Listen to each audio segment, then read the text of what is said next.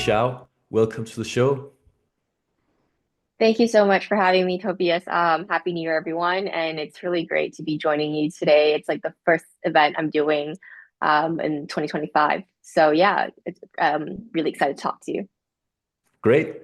So before we really get started, I like to have my guests give a brief introduction to themselves. Do you mind putting a few words on your own background and your current work?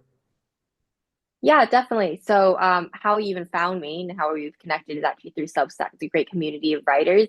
And I think so right now I run a newsletter called AI Pro M, which is really about like AI infrastructure, and everything from how AI is gobbling up energy, data center build up to, the comparison of how China has a lot more energy, renewable energy, particularly capabilities to power these data centers right now compared to the US and how the US is facing a lot of power shortage.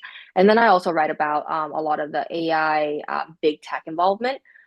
Given my own background, I've actually worked for Alibaba as well as consulted for various big tech such as Kuaishou and PayPal. And for context, I started off my career almost a decade ago in journalism. So I used to cover business and tech for various international publications. And now I do still contribute here and there on AI topics and tech development for, say, like EIU, Diplomat, Fortune, and so on. But really, my full-time focus is mostly on running the newsletter and growing this community here. Awesome. And just briefly, AI Proem, where did you get that name from? Oh, I really like the name Preface. I wanted to name AI Preface first, but then I started going through thesaurus and I just thought the word poem is so beautiful and it's a bit more nerdy. But really it just means preface. It just means let's have a look at the things and introduction of AI. And for me, like I also want to disclose I'm not a developer, I'm not a technical person. So I come from working for consumer tech, as I mentioned. So this is all new. So for me, it's also saying, look, it's an introduction. I'm learning, so follow my learning journey. And I hope like that will help you understand the new evolving technology of AI as well. Makes sense. Makes sense. So to jump straight out into the deep end of the pool, if we compare the United States big tech sector with China's big tech sector, how do they compare in your view? I think particularly when we're looking at the AI involvement, I don't want to overly generalize, but they're a lot more alike than not. And I think people are forgetting that at the end of the day, with a lot of the biggest hyperscalers, whether it's in the US or in China, they're actually all the big tech, just because simply they have the resources, the capital, the reach, the talent, the capabilities. So beyond that, like they're also the main key drivers in developing a lot of the layer like of infrastructure layer, like the models themselves, as we know, whether it's Gemini to Microsoft with OpenAI to China with Alibaba with Qin, Huawei with Pangu. So there's that, and then they're also the ones who are like financially backing the startups. So especially in China, there's a lot of new AI startups, and I think the most famous, well, previously four, but now five, the four tigers are, Minimax, Moonshot, Baichuan, and Zhipu. And now last week, we saw this groundbreaking release from DeepSeek, where they really beating up in a lot of parameters, even OpenAI's models. So a lot of these companies are all financially backed by the so-called BAT. So that's Baidu, Alibaba, and Tencent. And sometimes the B is interchangeable with ByteDance as well. So that's a bit of the ecosystem context. And I think another main thing that's to note, or why there's this like siloed kind of two parallel universe is because of China's Great Firewall. And this really originated from the internet era. And you and I had this discussion quickly as well in previous calls, right? Like just about like why does China have this siloed internet? Well, there's a bit of I think it's quite complex, but really it's the censorship that censors information inflow and outflow.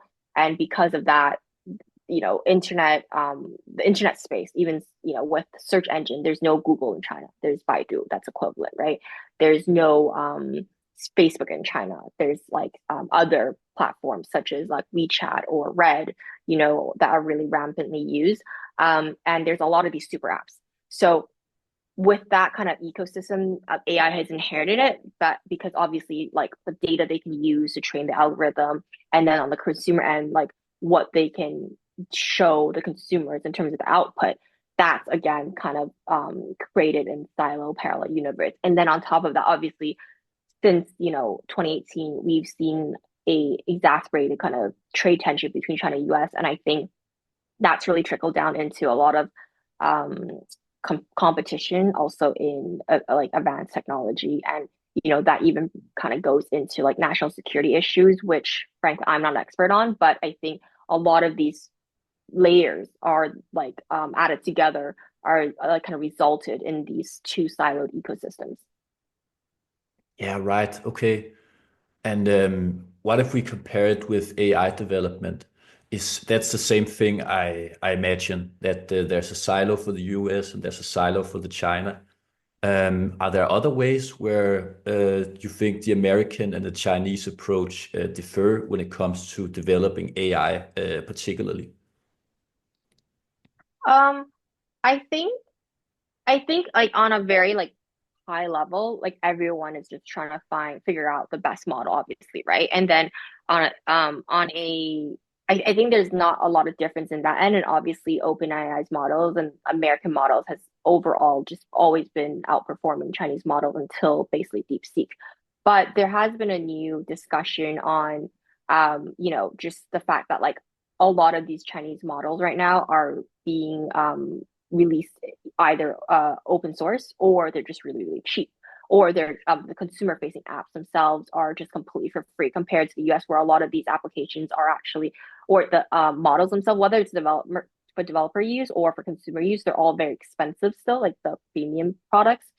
And I think that there's this discussion now, like, what does that mean? Does that mean AI products in the US is kind of more targeted for people who have the financial means to access it, whereas in China, it's kind of really opening it up to everyone?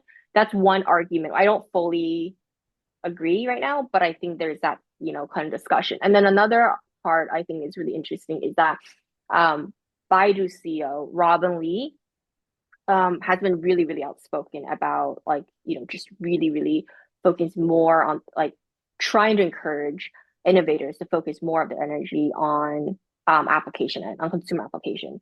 And he's saying, look, it doesn't matter if you have the best algorithm or not. I guess in the long run, like as in if you have a really high quality one already, it's more important if you can try to scale and reach the mass, because then that's where like a lot more I guess influence or like actual societal impact you will see. And that's really interesting. I think for me it stems from maybe the internet era again. So for some context, like even my 92-year-old grandma uses like WeChat, right? Like she's posting on WeChat, she blogs on WeChat, she pays with WeChat, she calls me like by WeChat video. And like when you think about that in the West, it's just like really rare for someone so old to be so like internet savvy, frankly. But that's actually really, really common for a lot of Chinese seniors and just even people in rural areas. And the reason is because China's current mobile users are basically mobile native, and like people really skip over the PC era. And because of that, I think people's adoption of like consumer apps was so much faster. So, and everyone's so used to these super apps. And because PC was so expensive, people actually didn't have that, and they went straight to like tablets and phones. They're so willing to try new things. Just in general, like I guess it's just like the whole population is more digital savvy. And then on top of that, like a lot of, like physical burdens for people or hurdles for people to access mobiles in the West, such as the high cost, were eliminated in China, because you can just get a phone for like $100 USD for a smartphone if you just get like a Chinese made, like an Oppo or something, right? Like $150. And if you get a second hand, maybe it's even cheaper, right? So in that sense, you're seeing every single person connected to the internet constantly and using the internet constantly. So when you introduce them to a new thing like AI, I think they're just a lot more open minded because they're just so plugged in already. And then on top of that, what's funny is like I like telling this story because I went to Beijing a couple weeks ago for a work trip, and then I went to visit TCM doctor, and this lady is like a 40-year-old TCM doctor, so traditional Chinese medicine doctor. You would never have thought of her as someone who's like very, like AI savvy. But even someone like her, she brought it up to me. She's like, "Oh my God, have you tried like kidney chatbot?" And I was like, "Oh, what's that?" Just kind of pretending to not know what's going on because that's one of the main like kind of chat GPT bots in China. And she's like, "Oh, I'm using it for all my, uh, like prescriptions," and she's checking herbal medicine on that. Like it's so crazy that like a traditional Chinese medicine doctor is actually just using this on her phone constantly. It's completely integrated into her daily work life. So I think when you look at that, and there's a lot more resistance or skepticism when I talk to friends back home in Canada or in the US with adopting AI. And that might just be from like people being a bit more wary of like data usage, AI safety concerns. Or I think a lot of it is also because there's a certain fixed way, right? And I think people aren't as sometimes open-minded to adopt it yet. Just I'm talking the average person, right? Like, so that's something I've like kind of witnessed, I guess, or picked up, and I found it quite interesting. I think on the macro level, going back is like in terms of the big techs and the corporations and even the government, frankly, um, everyone's like in no arms race, and they're just trying to be the best, right? The best model, the biggest data centers, like the best consumer facing application. Because at the end of the day, whoever really controls the direction of AI development really at this point, I think, is controlling the future of our societal development, our culture, our economies, and more importantly, I think a lot of the government's more concerned, which is like security issues, right? Like military power, prowess as well. So that's my little rant. But another thing I think while I'm speaking, we can think of is like the energy challenge. And it's something like I covered extensively in my newsletter. Um, and a really interesting thing I think is because the Chinese economy has had this tradition of a top-down structure, and now the government is really recognizing that, like AI is the key advanced technology area that we want to develop per se. Um, they're really, really good at mobilizing like resources. And that is like basically from policy incentivization to essentially just like telling everyone to do it. So they're able to rally public and private sector a lot faster than say, a democracy in the US where you have a lot more kind of points where you have to kind of like pass laws and regulations and obtain permits and etc. from everything from a like municipal level to a federal to a state level to a federal level. So on that sense, we're seeing that the data center build out and the ability like basically utilize like energy has been a lot more efficient in China. And we can talk about it a bit more, I guess, later. But there's also these policies called like Eastern Data, Western Compute. But there's a lot of things that's just like the government is really trying to do to push AI development as fast as possible. Eastern data, Western compute. Can you explain that? Yeah. So I'm gonna really rant. It's like everything from infrastructure to layer to application.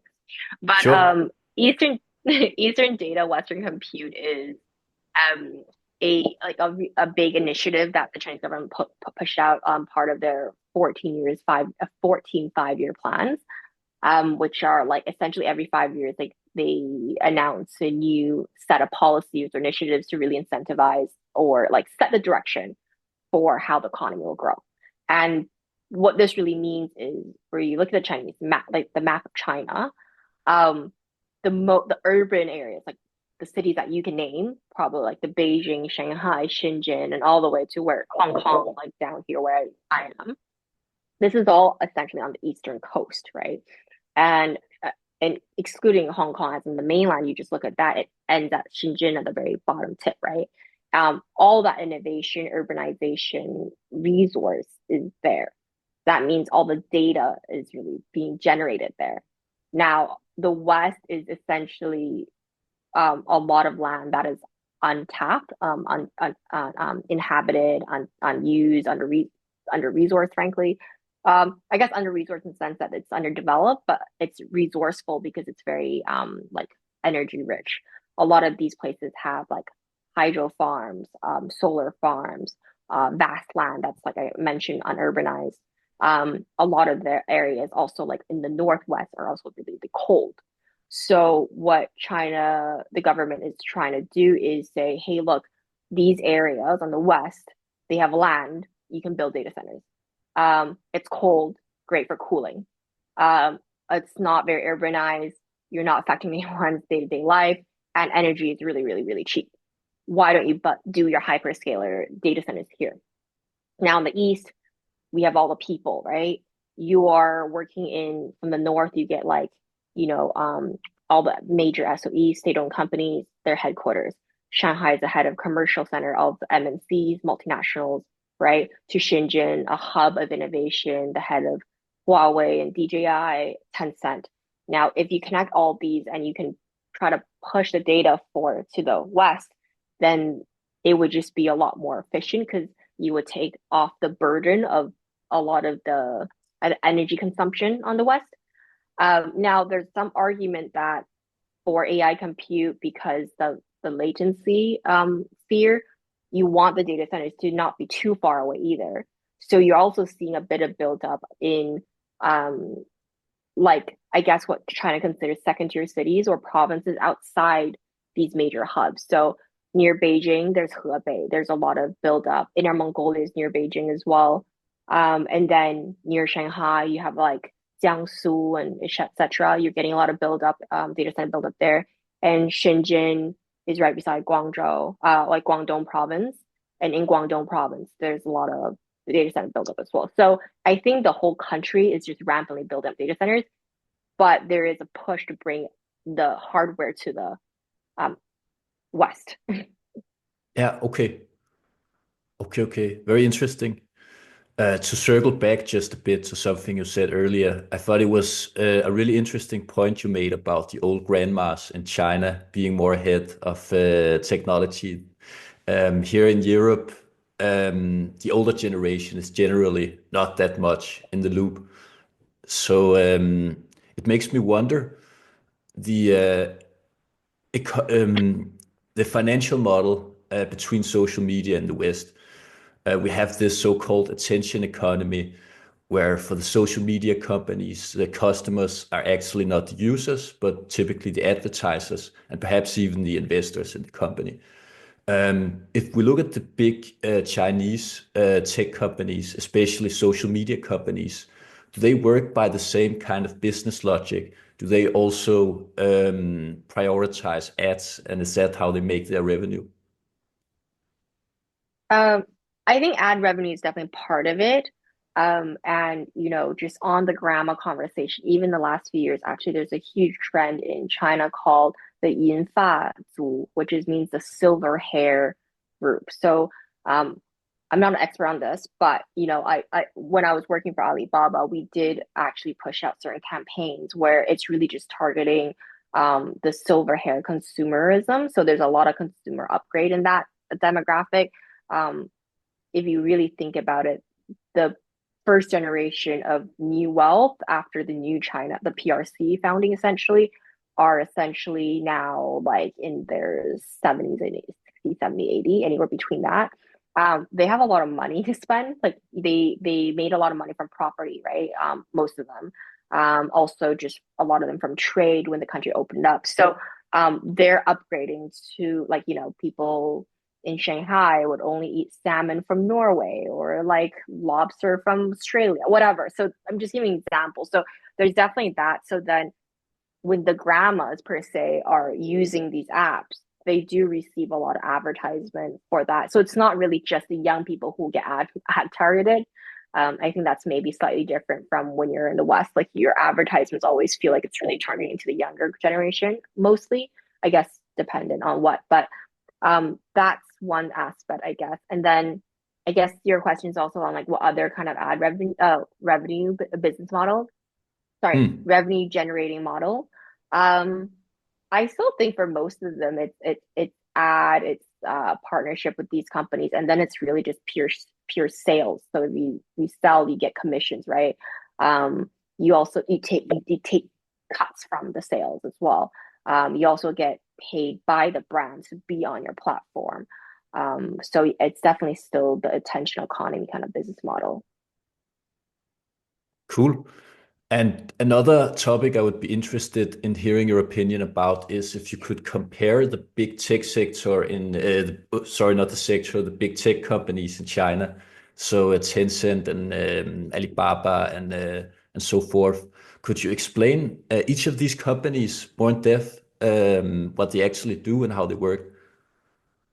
Okay. I mean, that's like a topic that we can go on for hours, but I think Yeah, at I a know very it's a high long level. topic, but just go. Yeah, I think on a surface, just if you look at the BAT is or like a few of the major ones, let's just say Baidu, Alibaba, Tencent, ByteDance, Huawei. Let's just break it down like that for now. Um, the BAT are kind of the OGs in China. They were the first to really, really disrupt the industry, and they became leading players in the internet economy.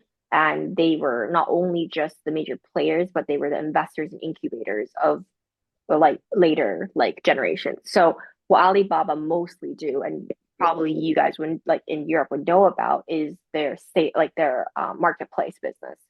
But actually, the company has everything from um, marketplace, which in China domestically it's Taobao as an app, Tmall. They actually onboard international brands and sell to Chinese consumers. That's on one user interface, and then that's their money making product.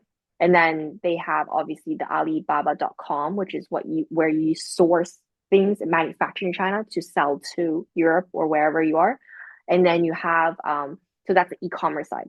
Then you have like the logistics side, which is called Taiyao. Like they literally own logistic arm where they do the distribution themselves, kind of like how Amazon owns their own distribution, but it is on a scale where they own their own warehouses, their own planes, like they do everything. Then they have like grocery, like you can literally order like a fresh fish like within like half an hour. You can set an order on your phone, and someone delivers a fish from a grocery market in a plastic bag sealed with oxygen and water, and the fish is like alive for you to like chop up. It's really crazy. When I first saw that, it's extremely that's like kind of like high end service they offer in like cities like Shanghai and Beijing Just to and jump in Shenzhen, etc. briefly, what about Temu? Do they use that in China? Because I know TikTok is usually it's not legal for the youth to use in China, as far as I recall. What about So Temu? Temu is completely ex-China facing. So I'll get to ByteDance. So that's Alibaba. So Alibaba has Cool. cloud service, which is the biggest one, and then it also has like a zillion different things like car hailing apps, food ordering apps, etc. Okay, that's Baba. Then you have Tencent, which is the other major player that started off originally and still is very relevant. So they own WeChat, which is the omnipresent like super app in China. Like you do your social media sharing, your texting, messaging. It's kind of like the WhatsApp, Instagram, everything in one. You do payment, you do shopping, you do search, uh, you can do like everything. And then beyond that, they are actually the most dominant one in gaming. So they actually bought out like Riot Games, like everything. Like you can know like League of Legends there. It's like all the games are there. So they have the biggest gaming studio. Even their AI development is very focused on gaming integration. And then you have Baidu, which I mentioned, and they're like the original search engine.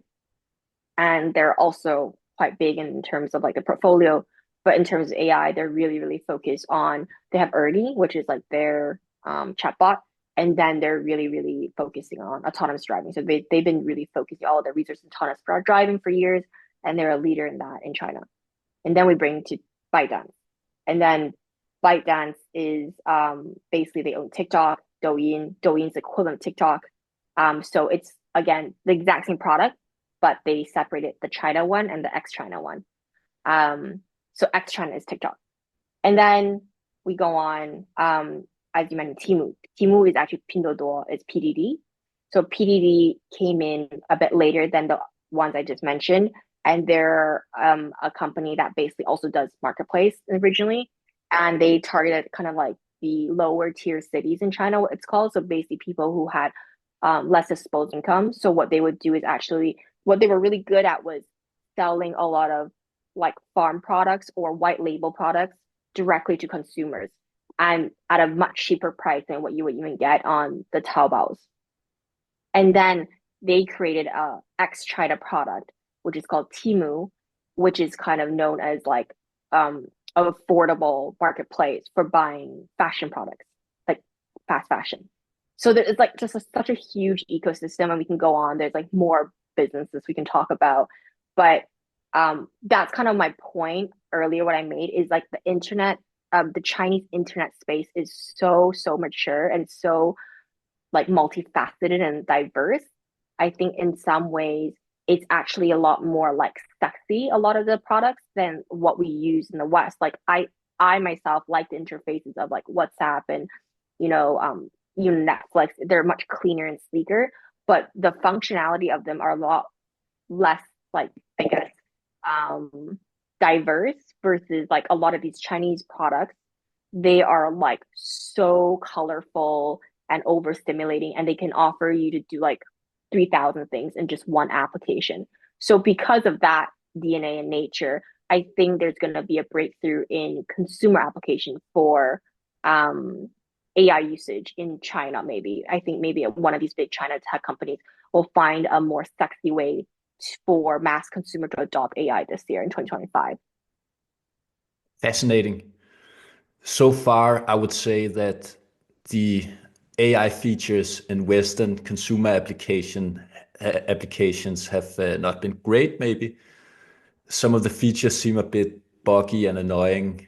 Like when you go to LinkedIn and it's an AI feature to rewrite your post. Those kind of features I feel like are a bit annoying and not necessary. In Chinese consumer applications, are there also these like pop-up notifications and where they constantly try to convince you to write something with AI or do something with AI, or have you seen this, or have you seen this? Or is it also a bit more clean in that sense? Um, no, I think in terms of when I say innovation, I think is like maybe someone will think of a way that's gonna go beyond chatbot is like my hope, right? Because right now, like what you're saying is like everything we know, like it all feels chatbot-y, like you know, the whole AI integration. Like in terms of UI UX feel, it's just like a chatbot, right? But in China, I think so like I mentioned, like Kimi is quite well used, like quite well respected. Doubao by ByteDance is great product. I was actually using it earlier this morning. It was really cool. You can each download it on your phone and then like speak to it through the app, and then they'll generate like text or visual image output for you. I think it's really good for Chinese material work. So I actually, when I do research in the Chinese language, I use Kimi or Doubao. And those are like free products you can just access online. Um, I think what I'm seeing that's quite innovative in China is also a lot of like video editing applications, um, which I've heard about. Like they even help you like say like my eyes are looking left, but you want them to look at the camera, and they can actually like automatically help my eyeballs look at you and look still look natural, something like that. There's also like a lot of emphasis on like filtering application AI filtering. So I think in Asian culture, there's like a lot more I think normalization of like filtering or editing your photos before you post them on social media. And I think there are a lot of the apps like such as Meitu Xiu, they're really double downing on like using AI to advance that ability. But yeah, I think in terms of consumer app facing application innovation, I'm hoping that the adoption of AI will be something beyond just like, oh, can you make my face look like, can you make my pores smaller, or you know, another chatbot. Hopefully, something even more crazy and innovative I can't even think of will come through in 2025. It's fascinating that there's a parallel tech system that we have really no insight into in the West, and it works with many of the same features, but still is very different. That's very hard for me to wrap my head around. Do you think it will continue for the next, let's say, 10, 20 years? This is kind of where we speculate about stuff towards the end here. Um, it seems like right now the U.S. is a major priority for the U.S. administration to beat China in the AI arms race, so to speak. Um, in this context, it seems like the Chinese digital system and the US digital system are even becoming more and more isolated and separated from each other. Do you think this is something that is going to continue, this trend, or or could it be possible that these two different universes of tech ecosystems could integrate somehow? I mean, I don't really know on any government policy level how that will play out, but just it doesn't seem to me the great firewall. China has a great firewall. So what that is essentially like what I mentioned earlier, like information inflow outflow is a bit more controlled. Like the internet, like I cannot access Google or Facebook when I'm like physically in China unless I reroute it through a VPN. And I just don't really see that being lifted in the short term, um, due to the country's certain censorship, or information flow policies. Let's put it that way.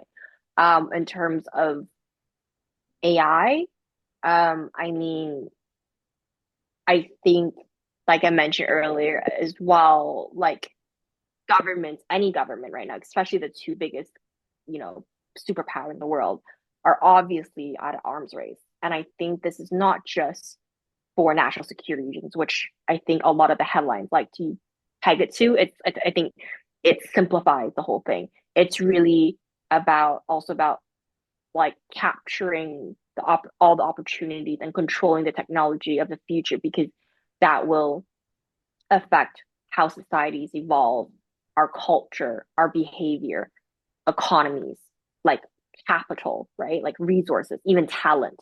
And that's a big issue here right now, right? Like there's all actually in China, it's facing a lot of um capital flight. And I've written about that a little bit. There's so much amazing talent. There's so many like strong developers and AI talent in China. And but the thing is because of like the parallel siloed universes, um, some are leaving to go to Singapore to set up shop there. So then they can actually position themselves a bit more neutral in this trade war. Um, some are, especially the ones who are educated in the US or, or have relationships to the US, they are just migrating to the US because there's a lot of opportunities there. I think this is kind of like going off in a tangent about something else, but the reality right now is I think the countries are trying to capture the opportunities because it will mean power, right? Economically, culturally, societal, like military prowess. But for companies, these are capitalist companies. They are just simply trying to build the best product, capture the market share, and also fundraise. And where does the world have the most money? It's still the US.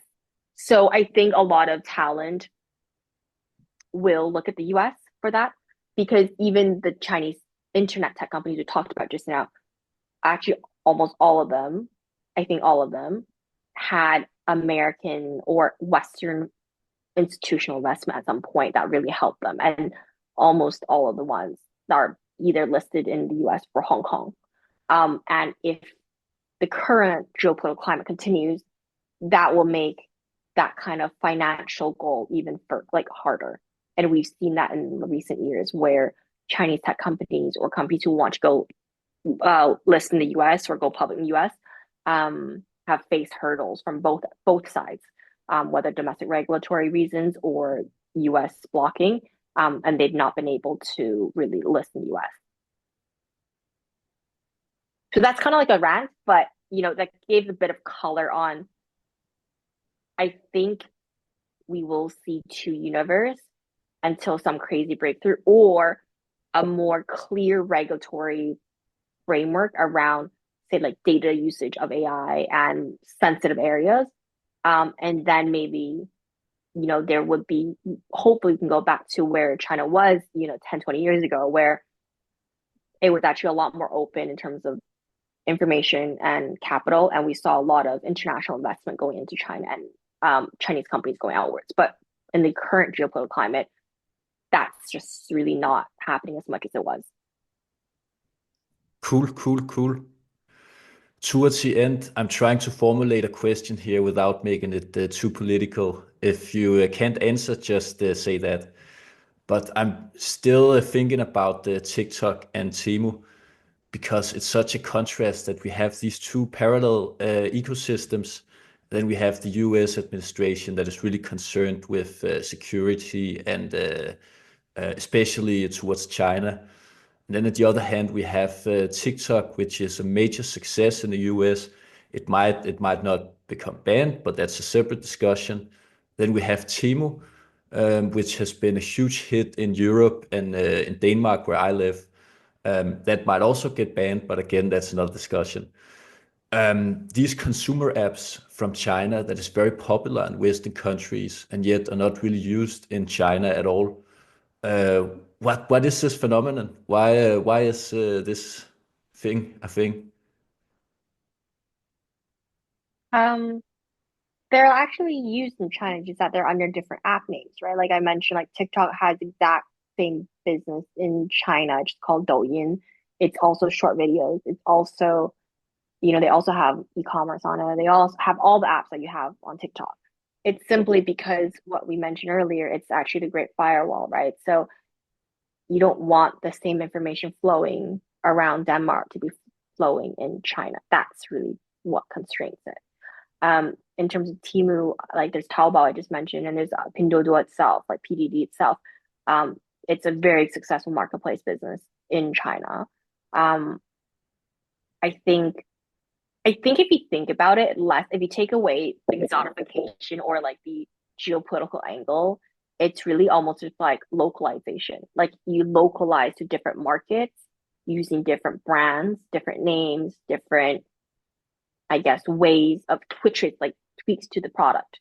Um, that's one aspect, I guess, to answer why you don't have the same product. I think um yeah, I think it's a really complex question, and I can't answer why they're being banned or whether they're national security, frankly, threat. Because I think, like I mentioned earlier, a lot of this is both ways, and it's a geopolitical trade war, and a lot of it also what steals the headlines and how to craft the rhetoric and narrative, right? So these are sexy companies that's really easy to be the front of the headline.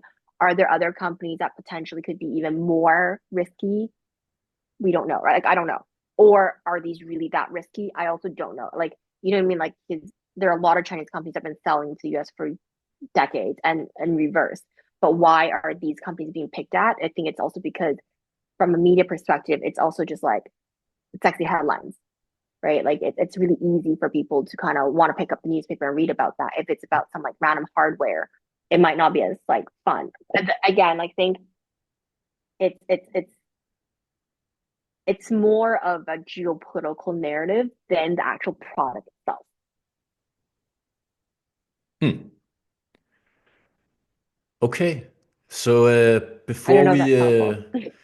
it's good to hear your perspective. I know it's a complex topic and it's a bit controversial and political topic as well, but it's one that I like to think about. I think it's just very astounding how the US has prided itself on its tech sector and social media companies for so many years, and then TikTok comes in of apparently nowhere and just like takes off, and everyone is hooked. And the same with Temu. It's a very amazing achievement, and there must be something more to it than just. Anyway, that's a long discussion. I have my thoughts about it. We can talk about it another time, perhaps. But Okay. to go back to you, what can we expect from you in 2025? Yeah, I think I wrote a piece recently also kind of laying out my 2025 plans and ambitions. And I think number one is actually to try out more multimedia, which is, hello here on your video podcast. So I will be working on launching my own interview show soon.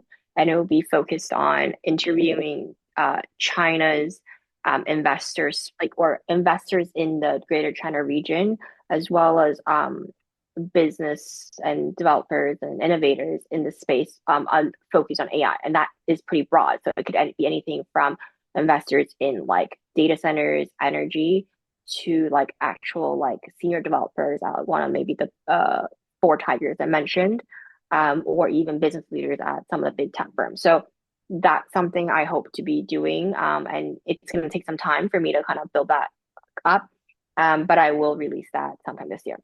Another thing I want to work on is really honing the two verticals I currently write about, and one is on the AI infrastructure side, and one is on the big tech kind of involvement. And I do cover China big tech and US big tech. Um, so do check out my newsletter, AI Pro M, if you're interested in these verticals. And what I'm really trying to do is also hone in on like the 1200 to 1400 word where it's digestible piece, but it can be more formative than just like a news story, right? I add my analyses and my interviews in. Um, and then I guess the third thing is what can I expect?